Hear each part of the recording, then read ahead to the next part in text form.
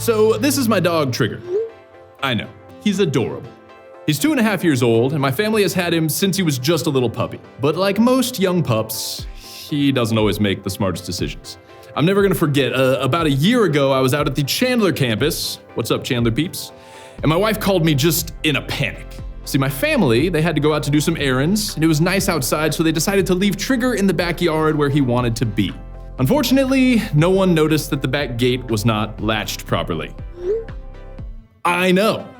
So my wife and kids came home, the gate was wide open, and Trigger was just gone. My kids were young, like all single-digit ages, and they lost their ever-loving minds.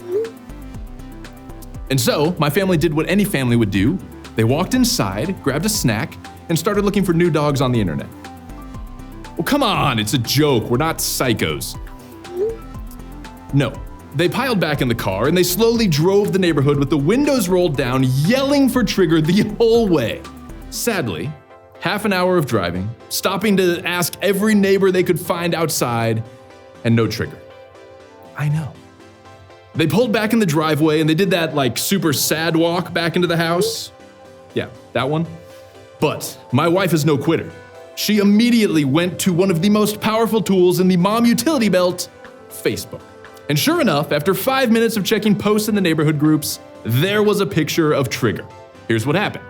Despite my dog's poor decision-making, he's one of the friendliest animals you'll ever meet. So, as he was just roaming free around the neighborhood, he saw a group of kids out playing, and he thought, hey, I like kids, and he ran up to play with them. These kids, having just been approached by a tail-wagging and lonely pup, took him home. Their mom, who realized that it's not okay to just steal other people's dogs, she snapped a picture and posted it to Facebook in hopes of finding the owner. My wife jumped right on it, and 5 minutes later, Trigger was safely back home where he belonged.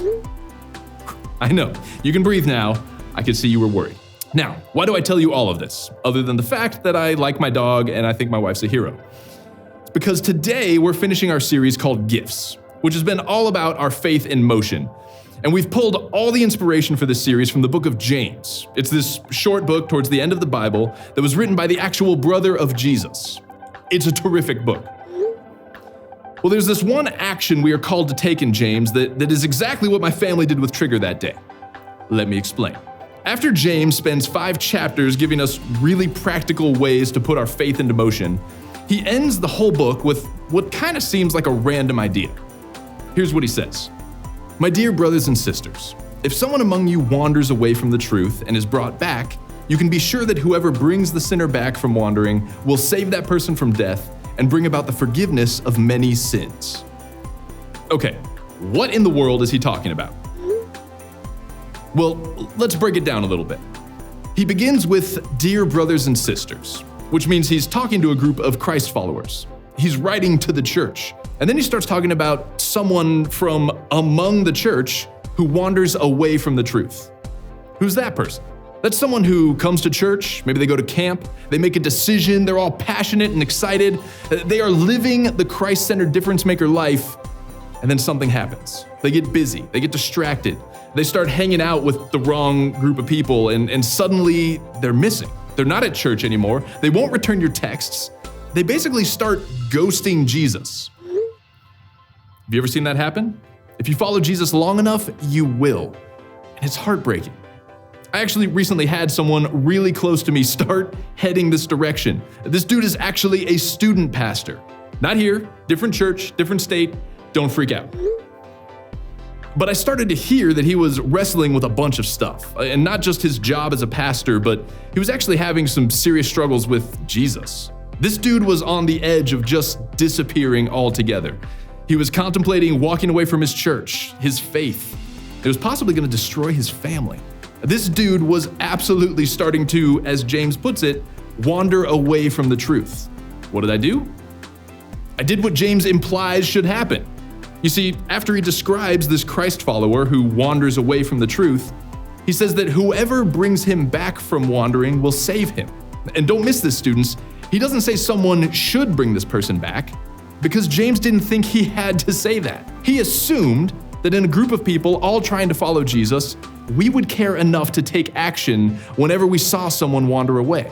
We don't just show up and realize that our buddy who was all fired up at camp has disappeared and just shrug our shoulders and say, oh well. No, just like my family and my sweet but dumb dog, we get out there and we do whatever we can to bring these people back. That's what I did with my buddy. I called, I texted, I emailed. I hounded that guy until we could actually have a conversation. Actually, we had to have several conversations. But I wasn't gonna just sit back and watch him walk away from everything and destroy his life. I was gonna do everything in my power to bring him back. Okay, now I realize that may sound like a unique adult situation. Like what does this whole idea even look like in junior high? It sounds like a lot of pressure to think about trying to bring your friends back after they've wandered away, right? I get it. So let me try and make this really simple for you. It all starts with wanting what is best for someone else. If you have found hope, love, joy, and peace by following Jesus, then of course you would want that for other people, right? Well, if someone starts wandering away from Jesus, they are actively moving away from all those things. They are choosing a life that is worse. And it's not going to turn out well for them, and we need to care about what is best for them. We should be as concerned about our friends who are wandering away from Jesus as much as you were concerned when I first told you my dog was missing. I know, that one might sting a little. So when you realize that there's someone from your group, or maybe even a close friend that you can tell is wandering away from Jesus, here's the best thing you can do. Don't give up. Don't give up on people because, and this is big, Jesus never does. Jesus will never give up on anyone who has wandered away from him, so we shouldn't either. Keep texting them, keep inviting them to church when you see them at school. Keep inviting them to come hang out with you and your buddies outside of church. Whatever you do, just don't give up on them. You don't have to be obnoxious. You don't have to tell them all the things they're doing wrong or hound them all the time. You don't have to scream at them that they're a sinner because, newsflash, so are all of us. Just stay consistent. Keep reaching out and don't give up. It's between them and God if they ever decide to come back, but it's between you and God if you do everything you can to try and bring them back. And students, the reason I care so much about this is because I know 100% I would not be standing here today if it wasn't for a good friend of mine who did this for me. For most of high school, I wandered away from the truth. I was that guy James was talking about. And I even did my best to kill my friendship with this dude who was still following Jesus.